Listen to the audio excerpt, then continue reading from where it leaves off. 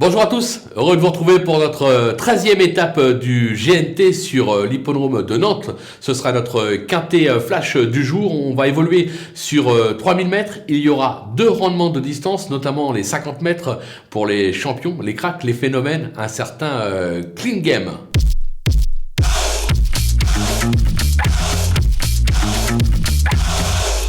Sans plus attendre nos bases, avec bien évidemment une seule base dans cette épreuve, le numéro 16, Clean Game, qui a gagné cette étape en 2018 et en 2019. En 2019, il rendait déjà 50 mètres. C'est un véritable crack, un phénomène.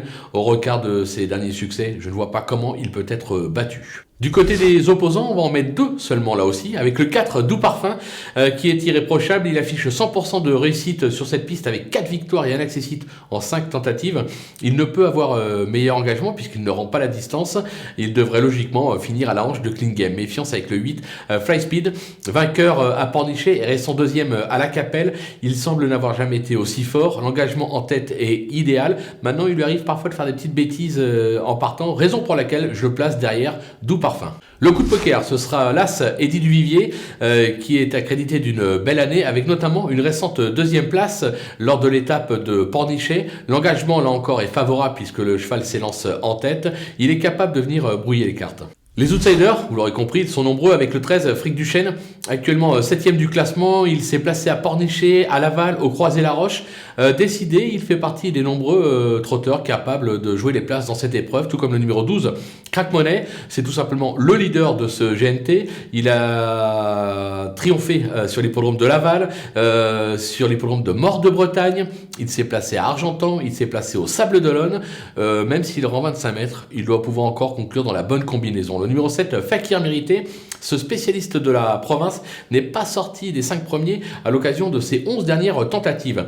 Le fait de découvrir l'hippodrome de Nantes ne m'inquiète pas, lui aussi doit pouvoir jouer un premier rôle. Le numéro 5, Destin Carisé, sa forme est sûre, comme l'atteste son récent accessite à ce niveau, c'était sur l'hippodrome de Vincennes. Il n'a jamais failli sur cette piste, l'engagement est là encore idéal. Lui aussi doit pouvoir terminer dans la bonne combinaison, vous l'aurez compris, côté outsider, c'est assez ouvert. Le numéro 2, Erdelios, qui se montre plutôt régulier dans l'ensemble, mais il lui manque la petite étincelle pour passer un palier. Le lot est de qualité, raison pour laquelle je le mets beaucoup plus bas dans ma sélection. Le numéro 11, Fréja Dupont, elle a retrouvé sa moelle cette année, elle s'adapte à tous les tracés. Maintenant, elle reste ferrée. Son mentor dit qu'il y aura de meilleurs engagements pour le futur, qu'au mieux, on peut viser une 5e place, raison pour laquelle je ne l'élimine pas totalement, mais je l'avais vraiment en bout de piste, tout comme le 14, Zéros Duchesne, qui ne m'a pas convaincu dernièrement, et je le préfère nettement lorsqu'il se produit sous la selle. Au 25 mètres, maintenant, en valeur intrinsèque, difficile de l'écarter totalement. Et enfin, le 9, Deganawina, qui, bien engagé dernièrement à Argentan, s'est classé 4e. Le cheval est revenu à 5 points du leader de ce GNT.